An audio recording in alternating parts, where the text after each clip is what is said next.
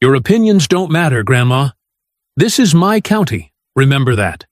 Officer Arnie Belton leaned down until his face was inches from Pearl Durnell's, close enough that she could smell the stale coffee on his breath. The diner had gone completely still. 30 people. Not one of them moved. Pearl's hand pressed flat against his chest, firm, steady, and unshaken. Belton's laugh was slow and ugly. His fingers curled at his side. Outside in the parking lot, a car had been sitting for 4 minutes. The driver, Pearl's son, had traveled 14 hours. He had a card in his jacket pocket, and a smile meant for his mother. Arnie Belton had no idea that Smile was already gone. Before continuing, comment where in the world you are watching from and make sure to subscribe, because tomorrow's story is one you can't miss. The coffee at Mabel's Diner was always perfect on Saturday mornings. Pearl Durnell had been coming here long enough to know that. 30 years of Saturdays, rain or shine, and she had never once sat anywhere other than table 4, the small round table by the front window, where the morning light came through at just the right angle and you could see the whole length of Auburn Street without even trying. She wrapped both hands around her mug and looked out at Reedside waking up. This neighborhood was hers. She had taught 3 generations of its children. She had buried her husband from its church. She had watched its oak trees grow thick enough to shade the whole sidewalk. Reedside was not just where Pearl Durnell lived. It was what she was made of. "Pearl, I am telling you," said Ruthie Monroe, dropping her fork on her plate for emphasis, "that man cannot cook a pot of greens to save his life." Brian Stewart straightened in his chair, deeply offended. "Those were the best greens you've ever tasted in your life, and you know it." "Brian." Ruthie looked at him with patient pity. "Baby, they were gray." Pearl laughed, a full, real laugh that warmed the whole table. Ruthie and Brian had been doing this for 25 years, and it never got old. That was the thing about Table 4 on a Saturday morning. Nothing here was ever old. It was always exactly what it needed to be. Mabel's was full the way it always was this time of morning. The booths along the back wall were packed with families and regulars. The counter stools were all taken. Someone had the gospel station low on the radio behind the kitchen window. And the smell coming out of that kitchen, biscuits and butter and something with onions and heat, was the kind of smell that made you feel like the world was, at its core, going to be all right. Pearl had walked these floors since before her son Brandon was born. She had cried here after her husband's funeral. She had celebrated Brandon's Navy commissioning right here at this table, with Ruthie and Brian and half the neighborhood crowded into the space. Mabel's was not just a diner. It was a record of their lives. She was raising her mug for another sip when the door opened. The man who walked in was not a regular. Pearl knew all the regulars. This man was in uniform. Millhaven County Sheriff's Department, tan and brown, the badge catching the morning light. He was big, broad across the shoulders, with the kind of face that had settled permanently into a look of mild contempt. He stood in the doorway for a moment longer than he needed to, eyes moving across the room like he was doing an inventory. Officer Arnie Belton. Pearl recognized him.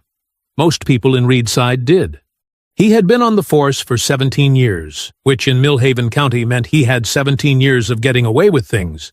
He was not here for breakfast. Pearl could tell that immediately. His hand was already at his belt, his chin already lifted. He moved through the diner the way certain men moved through spaces they had decided belonged to them. He stopped at table 4. "Y'all are going to need to keep it down," he said. No greeting. No introduction. Just that. Flat and final, like he was reading from a script he'd already memorized. Pearl set her mug down slowly. Around the diner, conversations dropped. Heads turned. The gospel on the radio kept going, soft and unbothered. "Good morning, officer," Pearl said. Her voice was even, measured, the same voice she had used for 40 years in a classroom when a student tried to be clever. "We are speaking at a perfectly normal volume, same as everyone else in here." Belton's eyes moved to her. "Stayed there." "I'm not asking," he said. And I'm not arguing, Pearl replied. I'm simply stating a fact. If you have a complaint, the owner is in the kitchen. Her name is Mabel. I'm sure she'd be happy to speak with you. Brian had gone very still. Ruthie's hand found the edge of the table. Belton didn't move, didn't look toward the kitchen, didn't acknowledge anything Pearl had said. He just stood there, looking down at her, and something in his expression shifted. The performance faded. What replaced it was quieter and much worse. His eyes told her everything. I don't have to listen to you. Pearl held his gaze and did not look away. She had not looked away from a bully in 67 years, and she was not about to start now. Belton leaned down. He brought his face close to Pearl's, close enough that she could smell the stale coffee on his breath, and his voice dropped to something low and private, meant only for her table. You people always got to make things difficult, he said. Can't just follow a simple instruction. Always got to have an audience. His lip curled. Sit there with your little coffee and your little opinions like any of it matters. You're in my county, Grandma. You do well to remember that. Ruthie made a sharp sound, a short, involuntary intake of breath, like she'd been struck. Brian Stewart pushed back his chair. Now, just a minute. Sit down, old man. Belton didn't even look at him. His eyes stayed on Pearl. I'm not talking to you. The diner had gone quiet. Not the comfortable quiet of a peaceful morning. A held-breath quiet. The kind that fills a room when something is about to go very wrong. The gospel on the radio kept playing, low and steady, completely unaware. Pearl did not move. She looked up at Arnie Belton with the same expression she had used on 30 years of children who thought they could rattle her. Calm. Absolute. Unbroken. She had been called worse things than what he had just implied. She had survived worse men than this one, and she was not, under any circumstances, going to give him the satisfaction of her fear. She stood up slowly, not fast, not dramatic, just steady, the way she did everything. She rose from her chair until she was standing in front of him. She was 5'4", and he had nearly a foot on her, and none of that mattered at all. And she placed her hand flat against his chest. Not a push, not a strike, a boundary. Step back, she said. Belton looked down at her hand, then back at her face. Something moved behind his eyes. Surprise, maybe, that she hadn't crumbled. Then something uglier replaced it. He slapped her. Open palm, full force. Across the left side of her face. The sound of it cracked through the diner like a gunshot. Pearl's head turned with the impact. Her hand dropped from his chest. For one terrible second, the whole room seemed to stop breathing.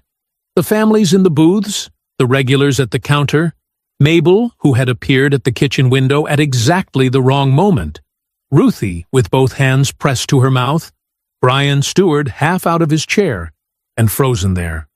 At the counter, a 16-year-old named Maya had been holding her phone up for the last 30 seconds. She had started recording when Belton leaned into Pearl's face, not because she thought anything serious would happen, just the way teenagers record things that feel tense and strange. Her phone was still running. The slap was on it.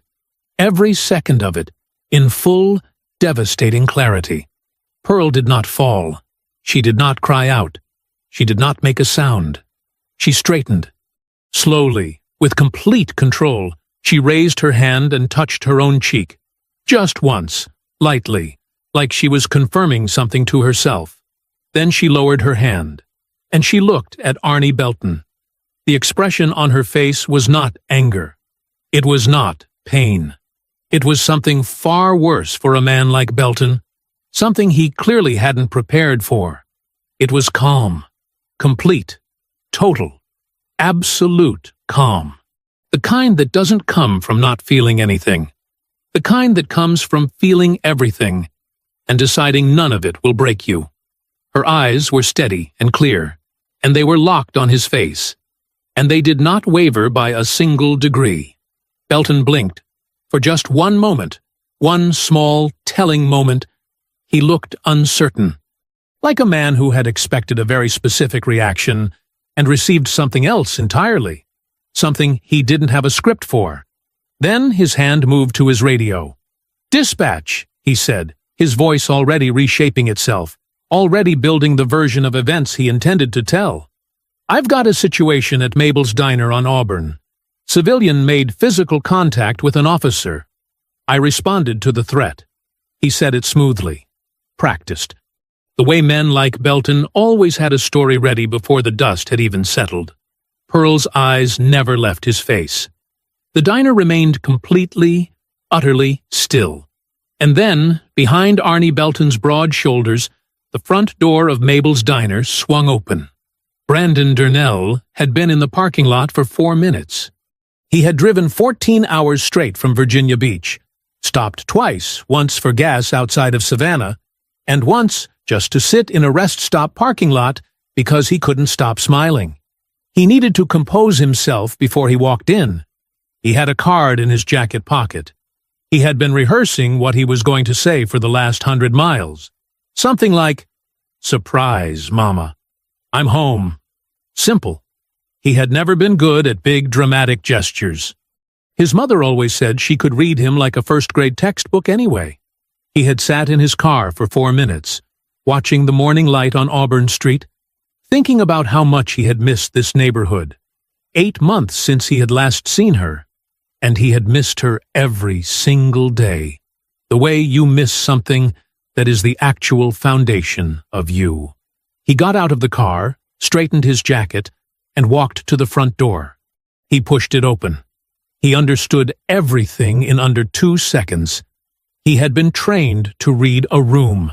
Threat assessment, they called it in the Navy. But it was really just learning to see everything at once and process it before most people had finished blinking. He saw the frozen families in the booths. He saw Brian Stewart half out of his chair. He saw Ruthie's hands pressed to her face.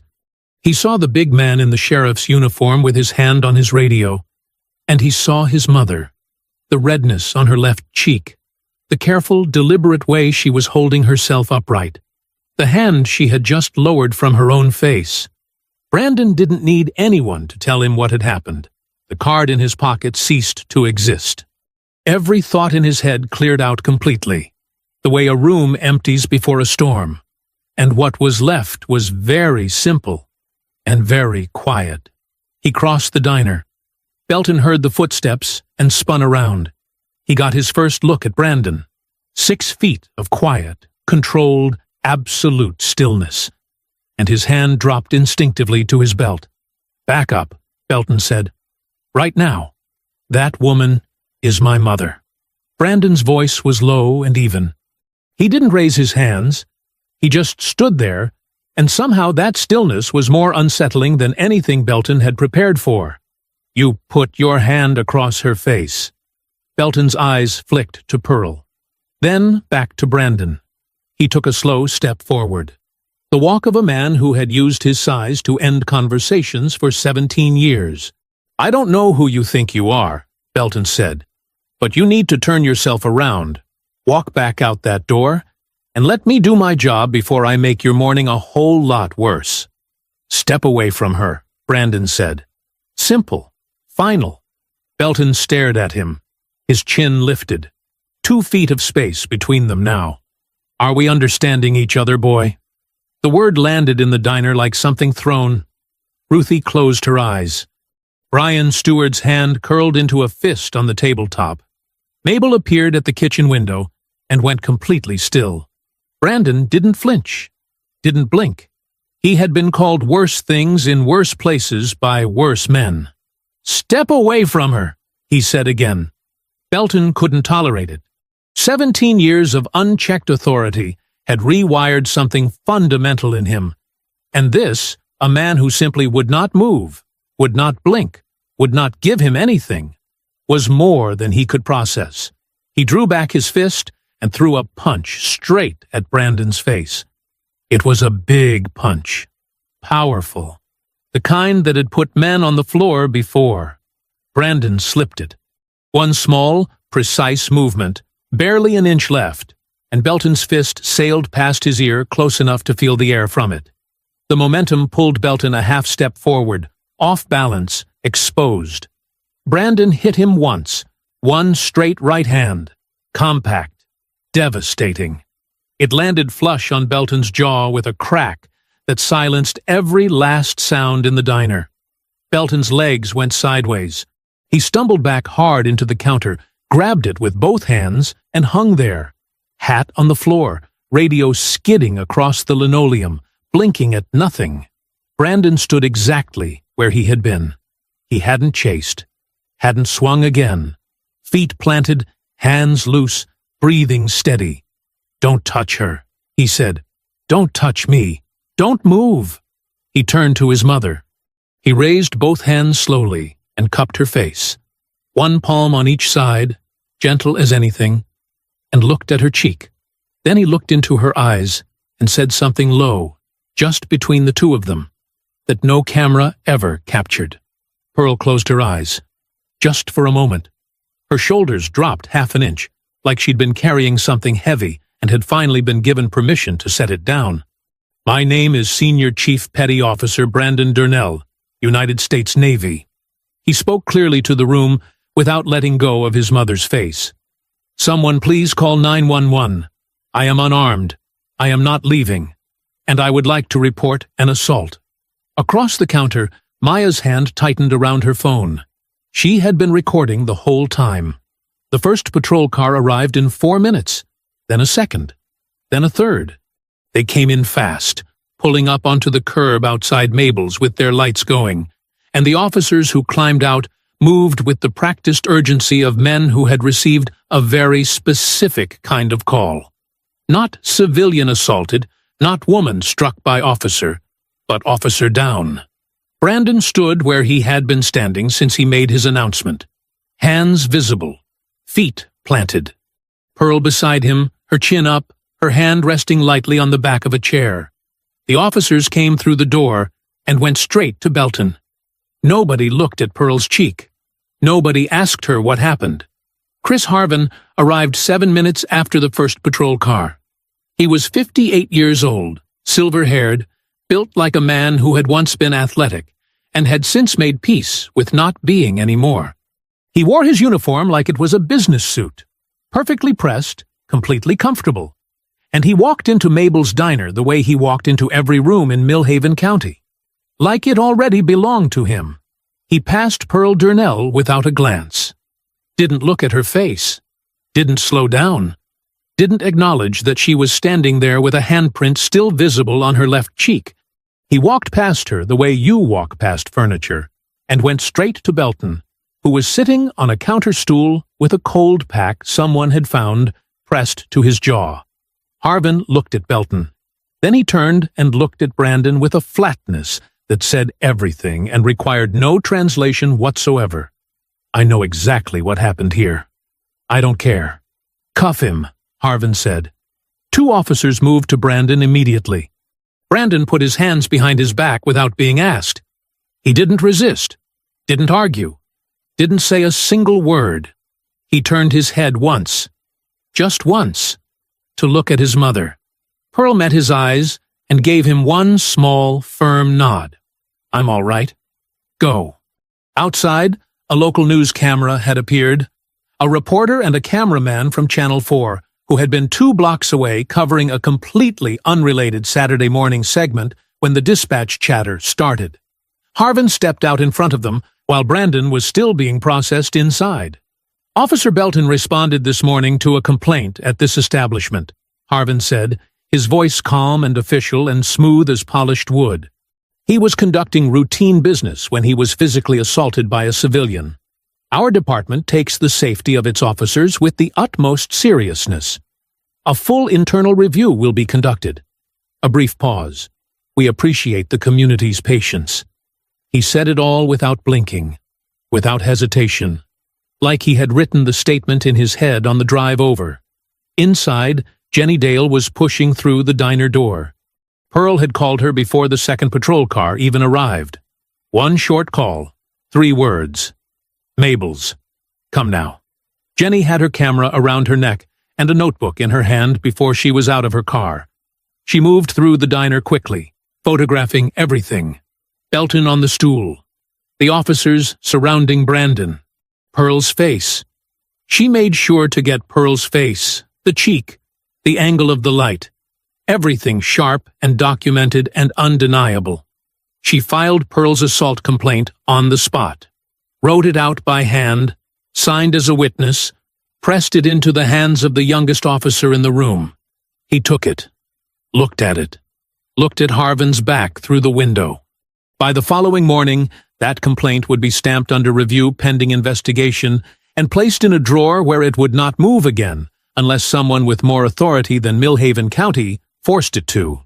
Brandon was walked out through the diner in handcuffs.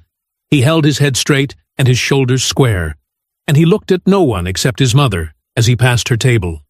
He asked one thing from the officer at his right elbow, one request in the same level voice he had used since he walked through the door. "I need to make a phone call." At the precinct, they processed him efficiently, photographed him, fingerprinted him, logged his belongings, wallet, keys, the card he had bought for his mother, still in his jacket pocket, unsent. He sat in the booking room and waited. And when they finally handed him a phone, he dialed from memory. Commander David Monroe picked up on the second ring. Outside the precinct, Pearl Durnell stood on the sidewalk and did not go home. Jenny stood beside her. They didn't talk much. The evening came on slowly, the October air turning cool, the streetlights flickering on one by one along the block. Around 8 o'clock, Brian Stewart appeared with 3 paper cups of coffee from Mabel's, still warm. He handed one to Pearl. She took it with both hands. She did not leave. D.A. Wilbert Rush made his statement at 9 o'clock that night. He stood at a podium in the county building's front lobby. Small man, careful suit, the kind of face that had never once in its life committed to an expression. And he read from a prepared sheet of paper without looking up. The Millhaven County District Attorney's Office has reviewed the events of this morning and will be pursuing full prosecution of Brandon Durnell on 1 count of felony assault of a law enforcement officer and 1 count of criminal obstruction. He flipped the page. "We take violence against our officers with the utmost seriousness. This case will be prosecuted to the fullest extent the law allows." He did not mention Pearl. He did not mention the slap. He folded his paper, nodded at no one, and walked back through the lobby doors. No questions. No room for them. Outside the precinct, Pearl heard it through Jenny's phone. She stood very still while it played, her cup of coffee from Brian held in both hands, and she listened to every word Wilbert Rush said. When it was done, she handed the phone back to Jenny without comment. 7 years. That was what full prosecution meant. 7 years, and Brandon's pension gone, his military record gutted, 18 years of service reduced to nothing. She did not cry. She drank her coffee. By 10 o'clock, Jenny had finally convinced her to go home. Pearl did not argue, not because she was ready to leave, but because she understood that standing on a sidewalk in the dark was not a strategy. And Pearl Durnell had always known the difference between grief and surrender. She allowed herself the sidewalk. She would not allow herself the surrender. At home, she sat at her kitchen table with an ice pack pressed to her left cheek and her laptop open in front of her. The original video was everywhere. Maya's live stream, pulled from the platform and re-uploaded dozens of times across every social media site that existed, had hit 4.2 million views before midnight. The comments were an ocean of fury and solidarity. Former students of Pearl's were posting photographs with her. Veterans were sharing Brandon's service record. The hashtag with her name had been trending for 6 hours. For a little while, sitting in her quiet kitchen, Pearl let herself feel the weight of that. All those people. All those voices. It meant something. It genuinely meant something. Then she found the second video. It was circulating through local Facebook groups, Millhaven community pages, county residents' boards, the kinds of online spaces where the same 300 people argued about road repairs and school board meetings. Someone had clipped the original footage, deliberately, carefully, with obvious purpose. The clip began at the 20-second mark, showing Brandon moving toward Belton, Brandon's hands on Belton, Brandon standing over Belton on the floor. 30 seconds of footage, not 1 second of what came before it. No approach, no leaning in, no whispered words that made Ruthie gasp, no hand flat on Pearl's chest, no slap, just a black man taking down a white police officer. Nothing else. The comments filled fast. "We don't know the full story." The woman was clearly agitated. "He attacked a cop unprovoked. There's no excuse. Why is everyone making this racial?" The posts spread outward from the local pages, jumped to county groups, then to larger statewide pages, each share adding a little more distance from the truth. Pearl read them. She made herself read everyone. She needed to know exactly what she was dealing with. She set the ice pack on the table. 3 blocks away, the lights were still on at Cornerstone Baptist. Reverend Aldridge had opened the church at 7 that evening, and people had been coming and going ever since. Neighbors, former students, families who had known Pearl and Brandon for decades. There was no formal service. Just people who needed somewhere to be, gathered together in the place they always gathered when things went wrong. Pearl knew because Ruthie had called to tell her. Ruthie had also said, "You should come, Pearl. People need to see you." Pearl had said, "Tell them I'm fine. Tell them to go home and rest. We've got more work ahead of us than they know." She closed her laptop. The kitchen was very quiet. The ice pack sat melting on the table beside her untouched dinner. Outside, Millhaven was still, the ordinary, indifferent stillness of a town that had gone to sleep while her son sat in a cell 8 blocks away. For the first time in a very long time, Pearl Durnell was afraid. Not of Arnie Belton, not of Chris Harvin, not of Wilbert Rush and his prepared statements and his careful suits. She was afraid of the edited video. She was afraid of the 300 people in the comment sections who had already decided what they believed. She was afraid of how quickly a lie could travel when the truth was inconvenient for the people with the power to carry it. She sat with that fear for exactly 5 minutes. Then she picked up her phone and called Jenny. Sunday morning came gray and cold. Pearl was up before the sun. She had slept maybe 3 hours, not from despair, but from the particular restlessness of a mind that refused to stop working. She made coffee, sat at her kitchen table, and started making calls at 7 o'clock. The first attorney she reached listened politely until she said the name Chris Harvin. Then he said he had a conflict of interest and wished her well. The second didn't bother with politeness. He simply said the case wasn't a good fit for his practice and ended the call in under a minute. The third listened longer. He asked thoughtful questions. He seemed genuinely troubled by what she described. Then he said $30,000, retainer, due before he filed a single piece of paper. Pearl thanked him and hung up. She sat with the phone in her hand for a long moment. $30,000. She had her teacher's pension, her savings, the small amount her husband had left behind. She could pull together maybe $8,000 without touching the emergency fund she kept for exactly the kind of emergency that might still be coming. She wrote the number down on a piece of paper, folded it, and set it aside. Not as a defeat, as information. She would need to know the shape of every obstacle before she could figure out how to get around it. By 9 o'clock, she was at the precinct. They told her Brandon had been assigned a public defender. Her name was Keisha Norwood, 28 years old, 11 months out of law school, with a caseload that was already 90 cases past what any one person could reasonably manage.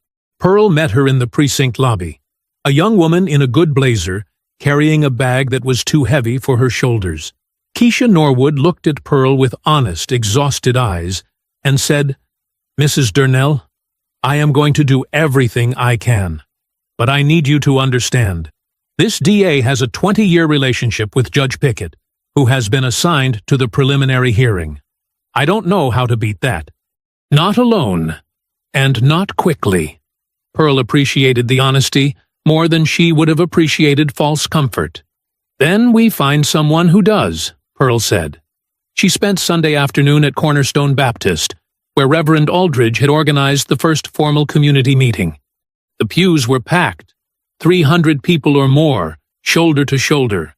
The kind of turnout that only happened when something had struck the neighborhood in a place it could not ignore. Aldridge had the floor, steady and measured, directing people toward constructive action. A petition, legal defense fundraising, a coordinated media presence. By Sunday evening, the petition had 4,000 signatures. By Monday morning, it had 12,000. Monday afternoon, a delegation of 15 people, led by Reverend Aldridge, with Pearl standing quietly at his shoulder, carried printed copies of the petition to the county commissioner's office and delivered them to the receptionist, who accepted them with a practiced smile and said the commissioners would review everything in due course. The commissioners met Tuesday morning and tabled the petition without discussion. The meeting lasted 11 minutes. Tuesday morning, Belton returned to the sheriff's department. Desk duty, officially. That was what Harvin's office told the two reporters who called to ask.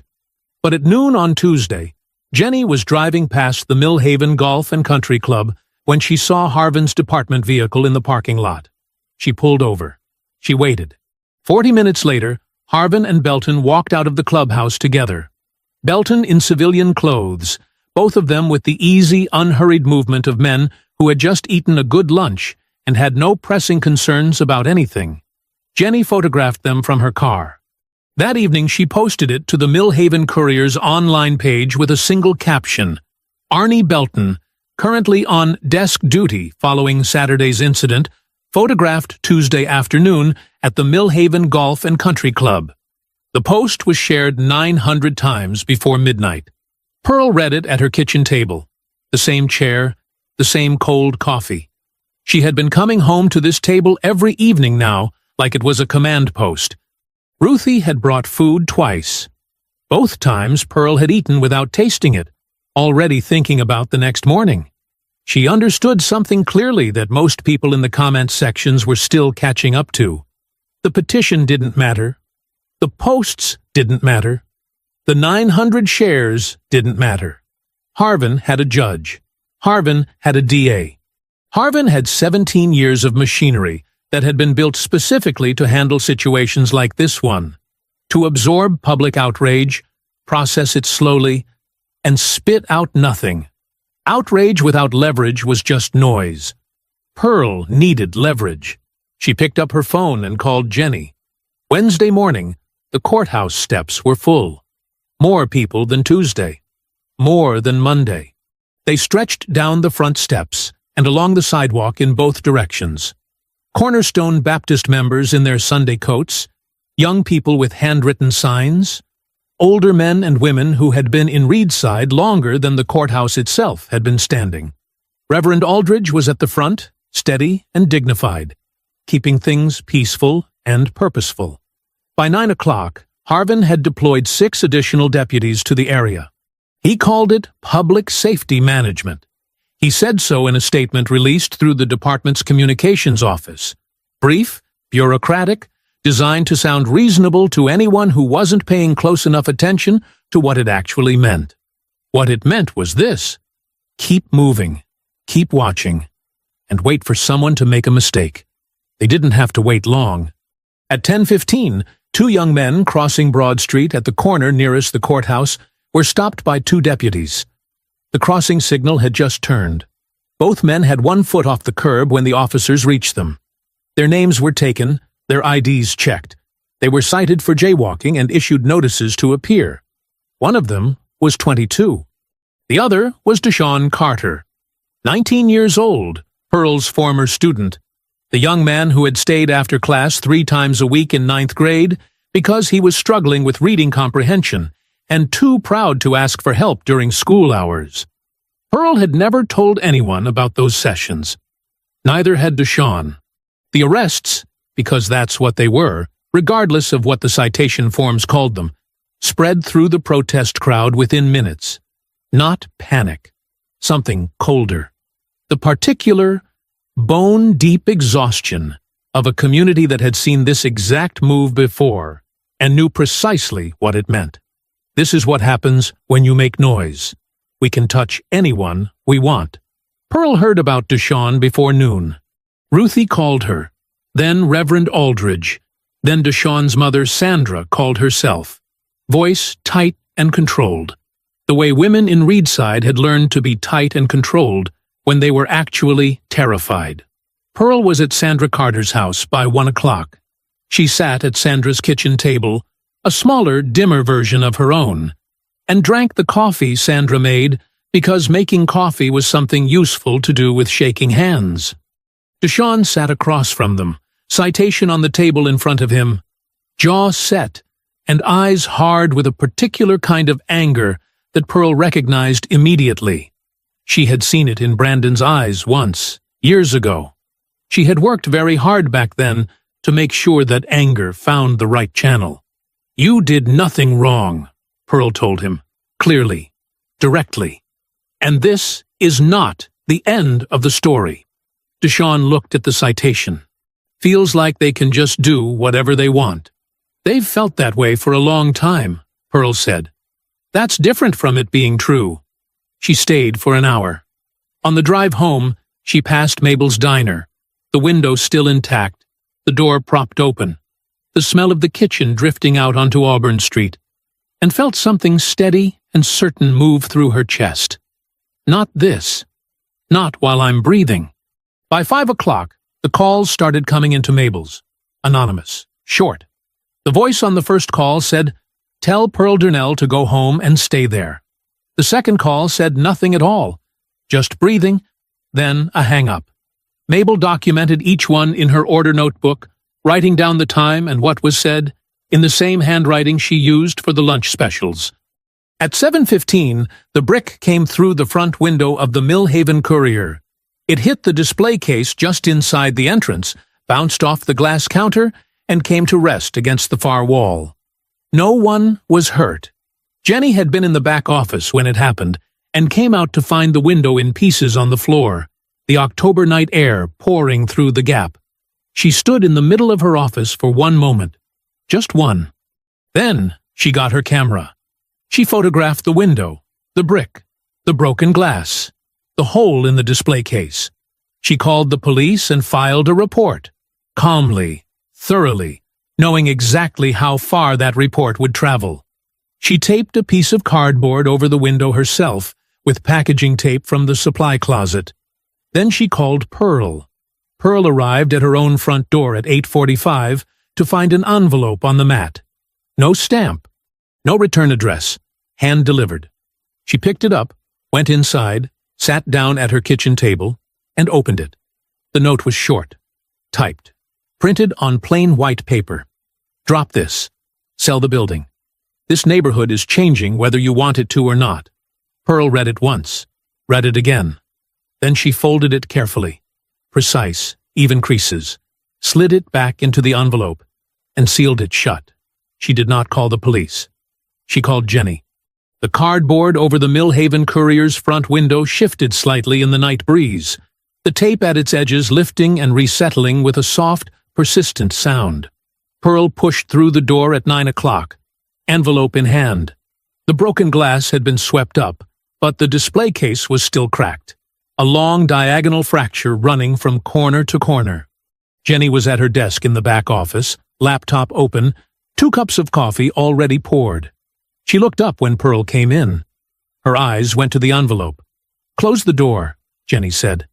Pearl sat down across from her oldest friend, placed the envelope on the desk between them, and waited. Jenny didn't open it immediately. She looked at it for a moment.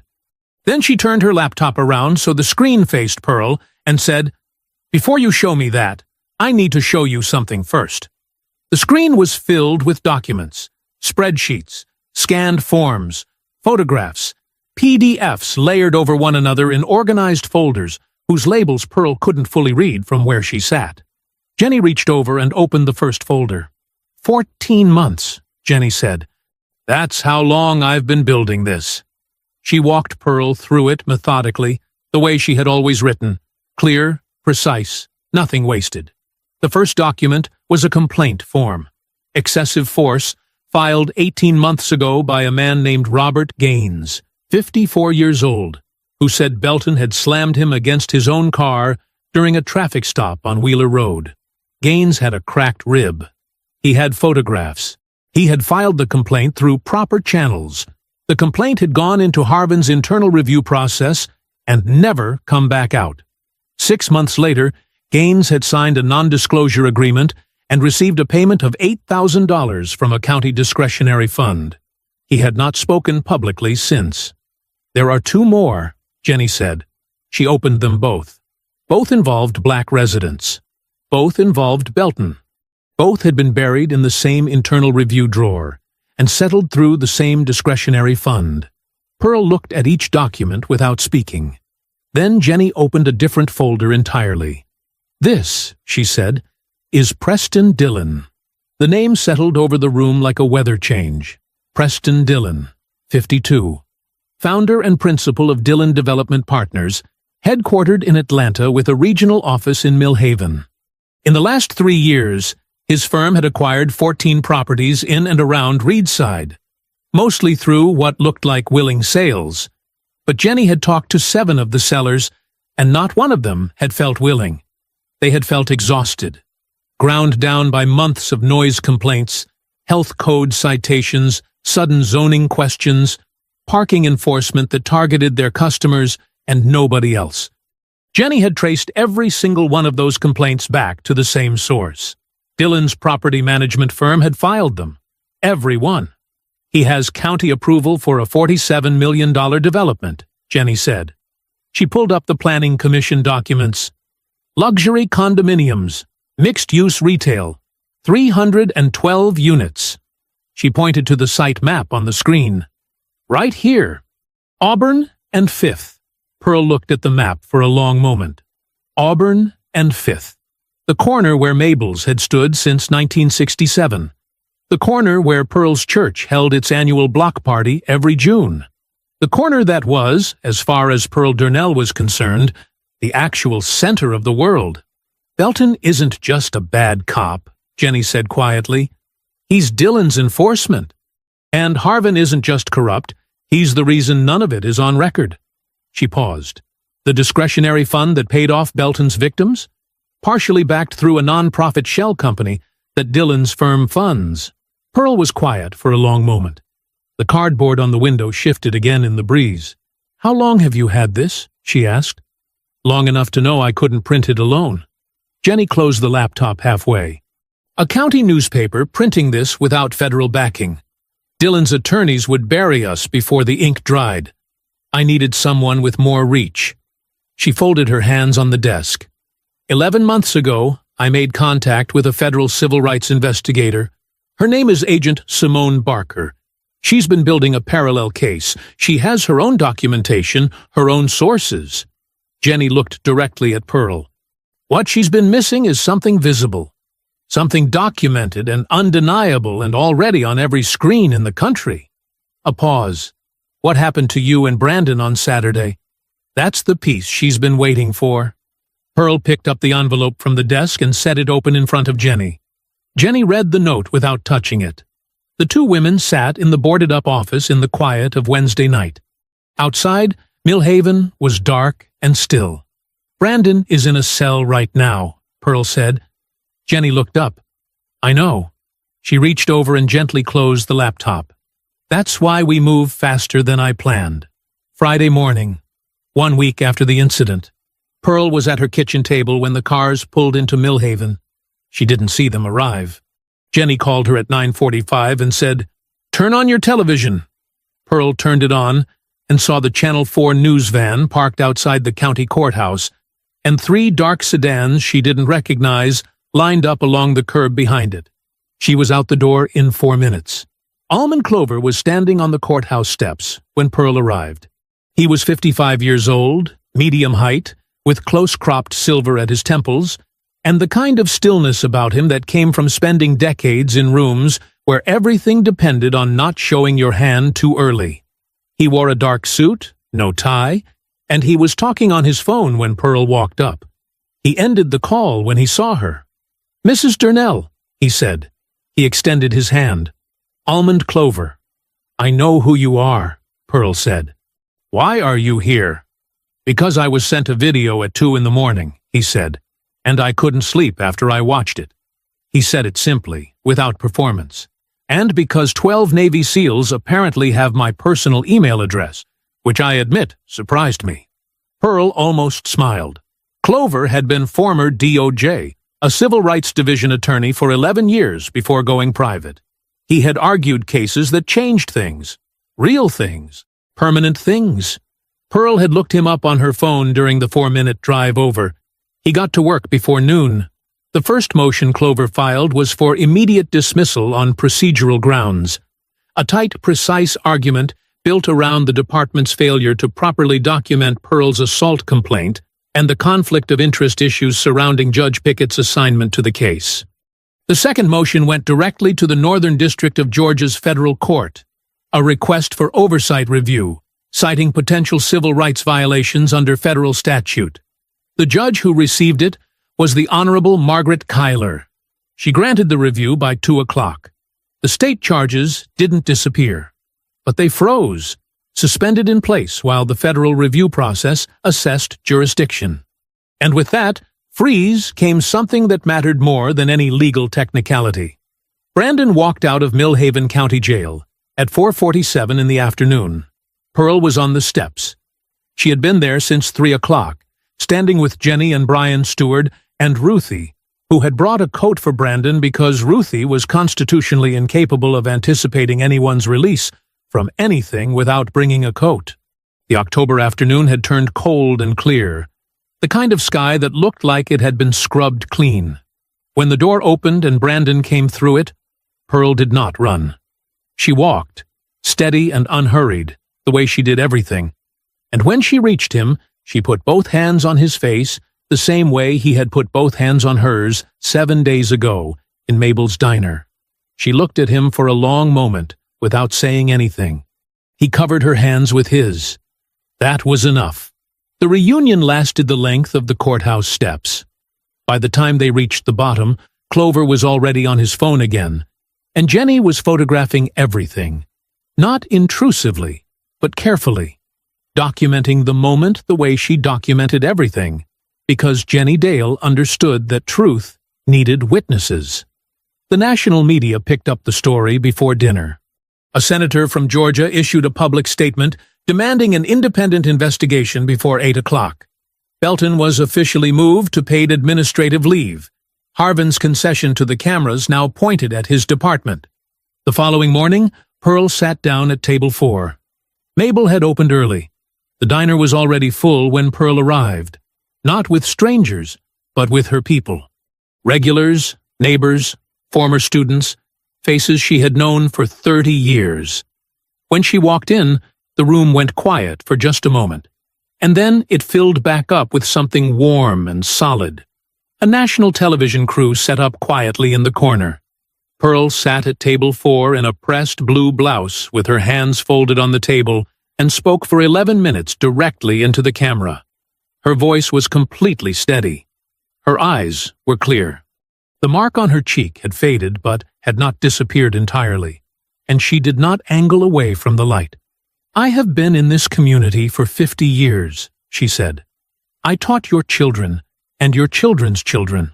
I have buried my husband from this neighborhood's church. I have sat at this table every Saturday morning for 30 years. She paused. "I will not be moved." The interview aired on 4 national networks by evening. For the first time in 8 days, it felt like the tide had turned. Pearl let herself feel that for exactly 1 night. 3 days after Brandon's release, early Sunday morning. Pearl was making breakfast when her phone rang. Jenny. 7:42 a.m., which meant it wasn't good news, because Jenny only called before 8 when something had gone wrong. "The DA filed an amended complaint last night," Jenny said. "They have a witness." Pearl turned off the stove. "Who?" "Man named Gary Sims, 44 years old. Claims he was at Mabel's that Saturday morning." Jenny's voice was tight and controlled. "He's saying you stumbled and fell into Belton." He's saying Brandon attacked Belton before Belton could help you. Pearl stood very still in her kitchen. He wasn't there, she said. I know that. You know that. He's not in a single frame of Maya's footage. A pause. Doesn't matter. He signed a statement. D.A. Rush filed it yesterday evening. Judge Pickett accepted it this morning and scheduled the preliminary hearing for Wednesday. Clover requested a continuance. Pickett denied it. Pearl set her phone on the counter and looked out the kitchen window at the quiet Sunday street. The oak tree in the front yard had started dropping its leaves. She watched one fall. Call Clover, she said. I'll be ready. She was ready. But the day was not finished with her yet. By noon, Almond Clover received a formal bar complaint, filed by an Atlanta attorney named Wilbert Marsh, who had represented Dillon Development Partners in 3 separate county zoning cases over the past 4 years. The complaint alleged procedural misconduct in a case Clover had argued in 2021. It was thin. It was transparently retaliatory. It was also, under Bar Association rules, something that required Clover's immediate attention and response, which meant 48 hours of Clover sitting with his malpractice attorney instead of sitting with Brandon's case.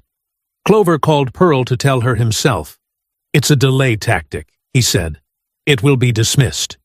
I need you to hold steady for 48 hours. I've been holding steady for 10 days, Pearl said. 48 hours is nothing. But the day kept going. At 2 o'clock, Clover received word from Judge Kyler's clerk that the federal review had been temporarily suspended. A routine background check had surfaced a minor financial connection.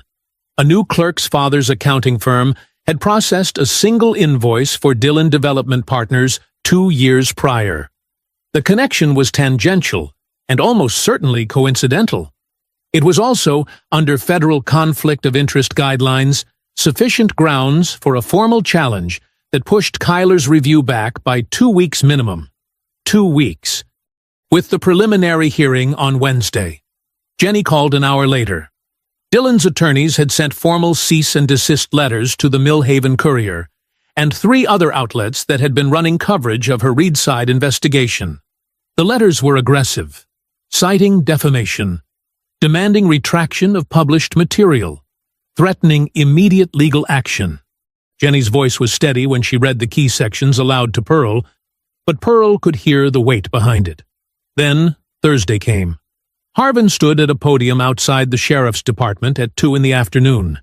He had a laptop connected to a projector screen behind him.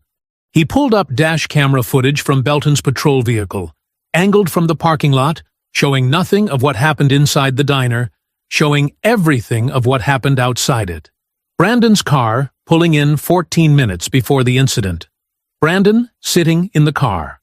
Brandon getting out, straightening his jacket, walking to the door with a purpose that, cut from its context, stripped of the card in his pocket, and the 14-hour drive, and the smile he had been rehearsing, could be made to look like something it was not. We have questions, Harvin said carefully, about the timeline of events and the intentions of the individual involved.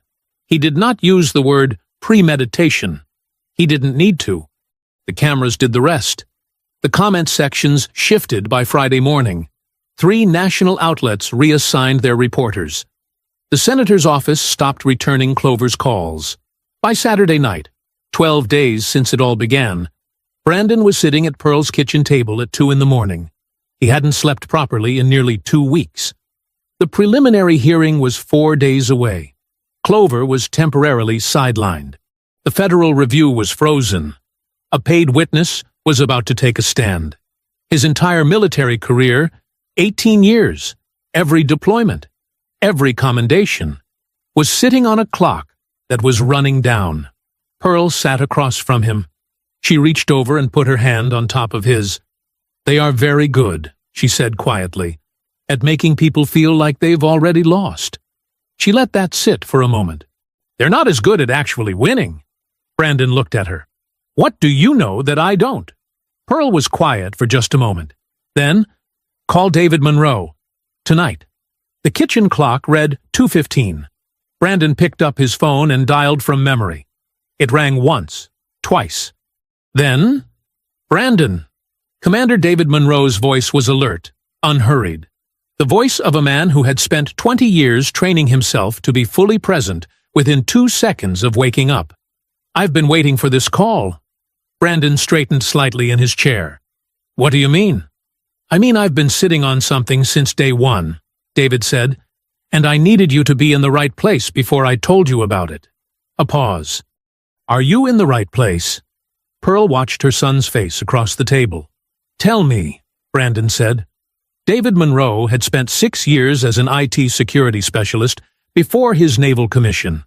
Most people who knew him now, who knew him as the calm, exacting officer who had commanded Brandon's team through 3 deployments, didn't know that part. It wasn't something David advertised. It was, however, something he had put to very specific use on the morning Brandon called from the county jail. When you called me from booking, David said, I did 2 things. The first thing you know about, I started making calls, getting the footage out, finding Clover. The second thing I did before any of that, before I even called the first teammate, was file a formal complaint with the Department of Defense Inspector General. Brandon was very still. On what grounds? Potential civil rights violations involving active military personnel by local law enforcement, David said. The complaint triggered a mandatory federal evidence preservation request under the Stored Communications Act. It required the Millhaven County Sheriff's Department to preserve and produce all digital recordings related to the incident from that day. Every camera, every device, every upload. A pause. Every single one. They had no choice. The request was filed through proper federal channels, and it was airtight. Pearl watched Brandon absorb this. She saw the moment it landed. Belton's body camera, Brandon said. Belton's body camera, David confirmed. His department-issued smartphone was synced to the Sheriff's Department Cloud Evidence Management System. Standard practice for that department. Automatic upload every 90 seconds. Belton switched his camera on when he entered the diner. Standard protocol. Officers are required to activate body cameras before entering a potential confrontation. It ran for 93 seconds before he manually shut it off. David's voice was completely even. He thought he turned it off before he reached your mother's table. He was 7 seconds too late. The kitchen was absolutely silent. The upload happened automatically, David continued. 93 seconds of footage sitting in the county's evidence server. Harvin didn't know the DoD request had frozen it in place. Nobody touched it. Nobody deleted it. It has been sitting there since that Saturday morning, fully preserved and legally untouchable. Brandon pressed his fist flat against the table. Just once. Then he uncurled his hand. What's on it? He asked, though he already knew. Everything, David said. The approach. Your mother's response. What Belton said to her. It's audible, Brandon. The microphone picked it up clearly, her hand on his chest. The slap. A pause. All of it. Pearl set down her coffee cup. She set it down very slowly, very carefully, and then she kept her hands wrapped around it because she needed something to hold on to. Not from weakness. From the particular, almost overwhelming feeling of something that had been very wrong beginning, just beginning, to tip toward right. Does Clover know? Brandon asked. He will in about 4 minutes, David said. I wanted you to hear it first. Brandon looked at his mother across the table. Pearl looked back at him. Her eyes were bright and clear and completely dry. She exhaled. Slow, controlled. The deliberate breath of a woman releasing something she had been carrying for 10 days straight. She wrapped both hands tighter around her coffee cup. The bar complaint against Clover, Brandon said. The federal review delay. Sims. All of it. Bought them nothing, David said. The preservation request predates all of it. The footage was locked before Harvin ran a single play. Another pause. They built their whole wall around a foundation that was already gone. Brandon was quiet for a long moment. Then he said, David. Yeah, thank you. David Monroe said, Bring her home safe, Brandon. That's all the thanks I need. The call ended. Brandon set the phone on the table. He looked at his mother. really looked at her, the way he had looked at her across that diner floor 10 days ago. The same steadiness in her eyes that had been there every day of his life. Pearl almost smiled. "Well," she said quietly, "go ahead and call Clover." Pearl was up at 5:30. She made coffee, sat at the kitchen table, and watched the street outside lighten from black to gray to the pale, thin blue of an early Monday morning. Brandon was still asleep upstairs. She had heard him go up just before 3, after he and Clover had been on the phone for nearly 40 minutes. She had sat at the table the whole time, listening to the low sound of her son's voice through the ceiling, the measured back and forth of two men planning something careful and exact. She had finally gone to bed at 4. She didn't sleep much, but she didn't need to. At 8:15, her phone buzzed on the table. Clover. She answered before the second ring. "The bar complaint was dismissed 40 minutes ago," he said. "I'm filing the evidence motion now." Almond Clover filed the emergency motion at 8:23 Monday morning. It was built entirely around David Monroe's DOD preservation request, a single airtight legal instrument that compelled the Millhaven County Sheriff's Department to produce all preserved digital recordings from the day of the incident. No interpretation required. No room for delay tactics or procedural maneuvering. The federal preservation order had been in place since day 1. The footage existed. The law said, produce it. By 10 o'clock, the Sheriff's Department's county attorney had filed a response objecting on jurisdictional grounds. Judge Kyler overruled it in writing in under 20 minutes. The footage arrived at the federal courthouse at 1:45 that afternoon. Clover called Pearl at 2 o'clock. "It's here. We're viewing it now." Pearl sat down. The clip ran 93 seconds. It began with the visual of Mabel's interior from the chest-mounted angle of Belton's body camera. The booths, the counter, the families at their tables, the gospel playing low from the kitchen radio. Belton moving through the room, approaching table 4. The audio was clear. The camera's microphone was department-grade, designed for exactly this kind of documentation.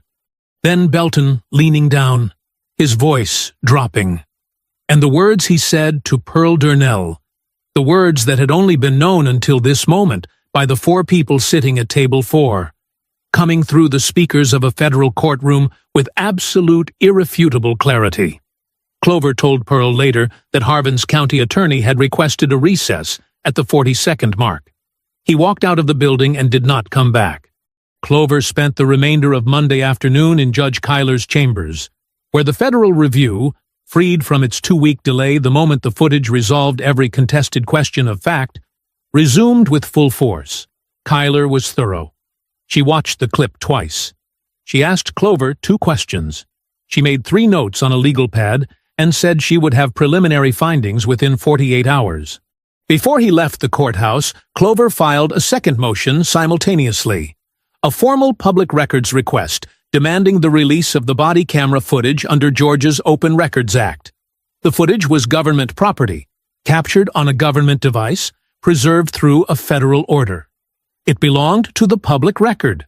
The department had 72 hours to comply or contest. They did not contest.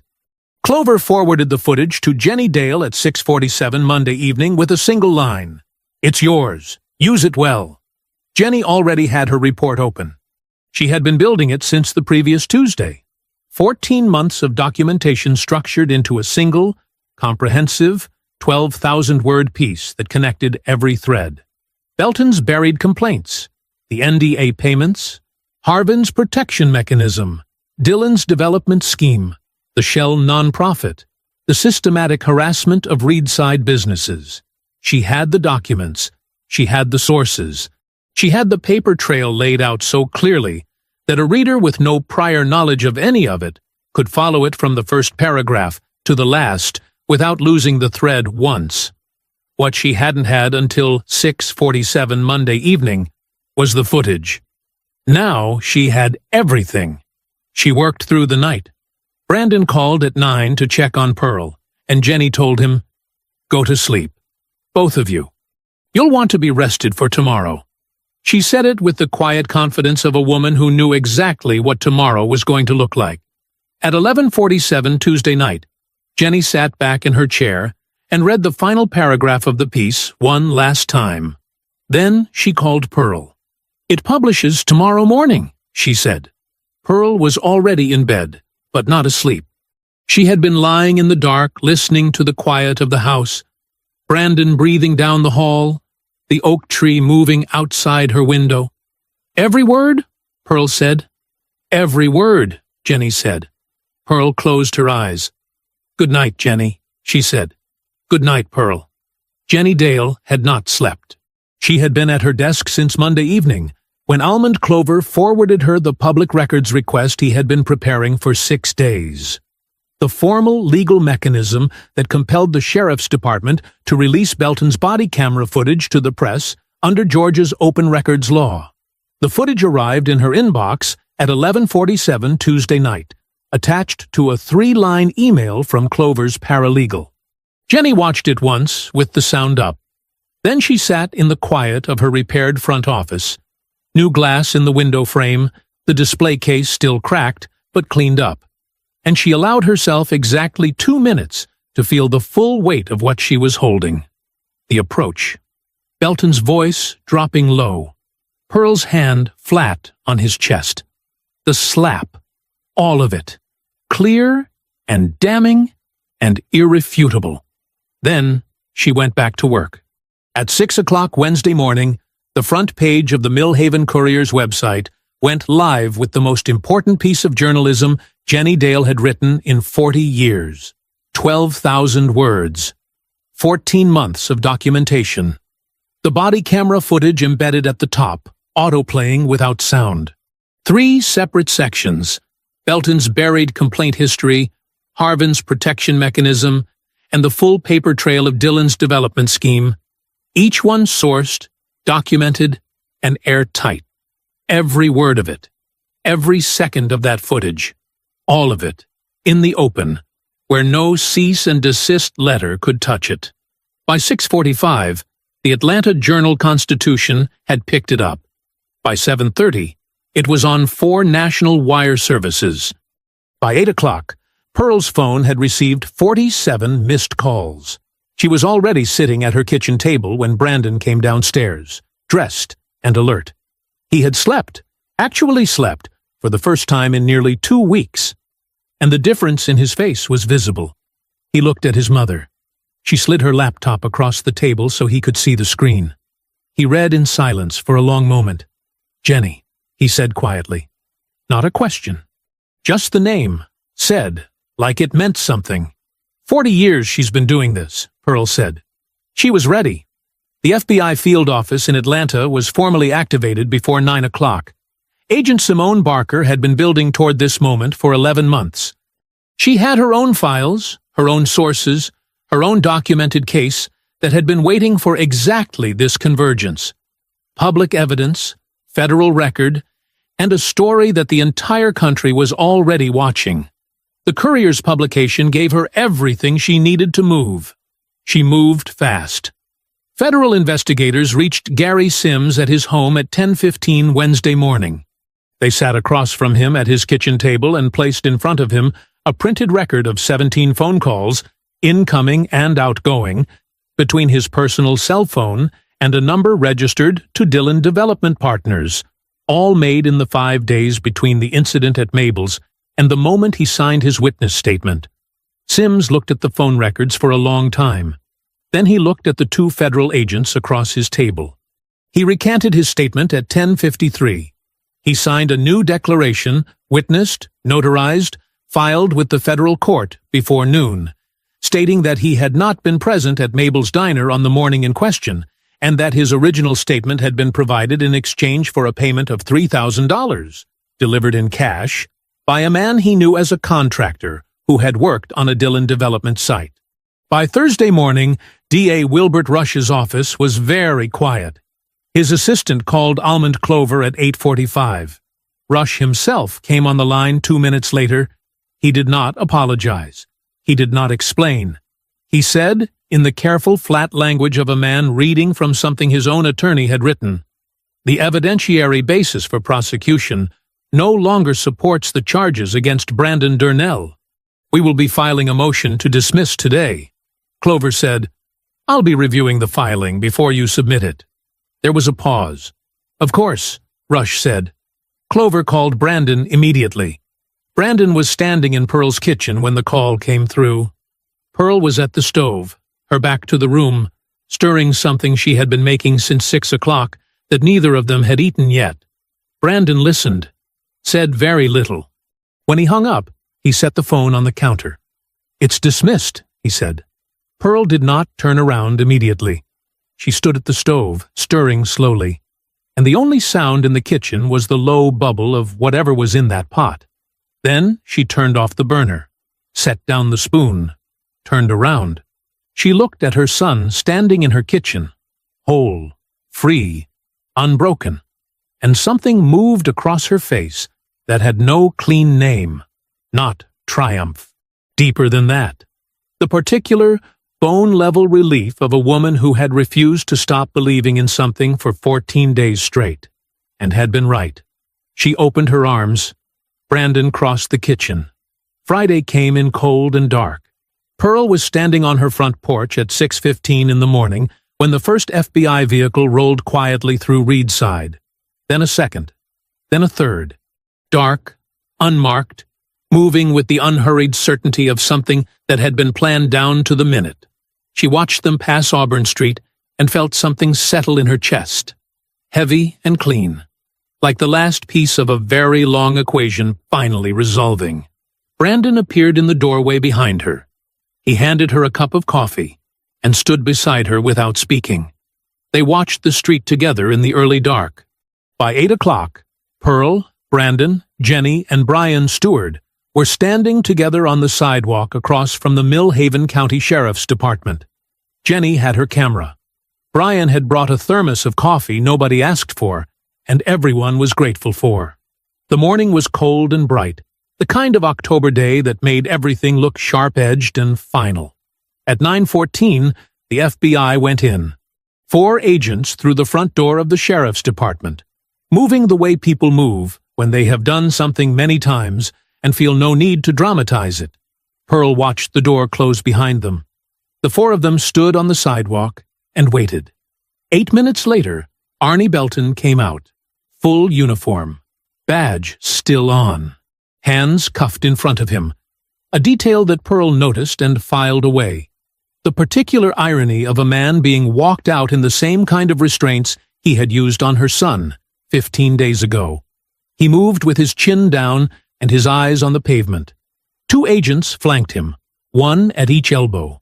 The lobby full of his colleagues stood completely still as he passed through it. Not one of them moved. Not one of them said a word. An Atlanta news crew was set up on the sidewalk. They caught everything. Civil rights deprivation under color of law. Evidence falsification. Conspiracy. The federal charges were read into the public record before Belton's transport vehicle had cleared the parking lot. Brian Stewart exhaled slowly beside Pearl. A long, low breath he seemed to have been holding for 15 days. Pearl said nothing. She watched until the vehicle turned the corner and disappeared. At 10:02, Agent Simone Barker knocked on Chris Harvin's front door. He answered it in civilian clothes, khakis and a collared shirt, like a man who had been expecting company, but had hoped it might be someone else. His wife appeared behind him in the hallway, one hand on the doorframe. Harvin looked at Barker, looked at the agents behind her. He said nothing. He simply turned around, and Pearl heard later from Jenny, who had a source inside the federal task force, that he never said a single word from that moment until he was processed and seated and formally charged. Civil rights conspiracy.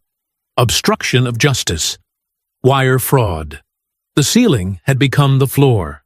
At 11:30, federal agents walked into the Atlanta high-rise offices of Dillon Development Partners and placed Preston Dillon under arrest at his own conference table in front of his own staff, in the middle of what had apparently been a routine project meeting. His firm received a federal asset freeze before lunch. The $47 million Reedside development project The condominiums that were going to stand where Mabel's diner stood, where Pearl's church stood, where 3 generations of black families had built their lives, was dead before noon. At 2 o'clock, D.A. Wilbert Rush's resignation letter was emailed to the county commissioner's office. 3 sentences. No explanation. No apology. At 4:45, Judge Pickett issued a recusal notice from all pending county cases, citing the need for an independent judicial conduct review. He would not return to the bench. 5 men. 1 Friday. That evening, the 4 of them sat in Pearl's living room with the television on. The 6 o'clock news led with Belton's arrest. The footage of him being walked through the lobby playing on a loop. The Atlanta crew's clean shot of his face as he cleared the door. Then Harvin. Then Dillon. The anchor read the charges clearly and without editorializing, and the words filled Pearl's living room like something long overdue finally being spoken aloud. Brian Stewart shook his head slowly at the screen. Jenny had her notebook open on her knee, writing. Brandon sat forward with his elbows on his thighs and his hands folded, watching in silence. Pearl sat in her chair with her coffee cup in both hands. She did not say anything. She didn't need to. 6 weeks is not a long time. 6 weeks is not long enough to fully process what happened, or to stop waking up some mornings with the particular heaviness that settles into a person after they have been through something that tested everything they were made of.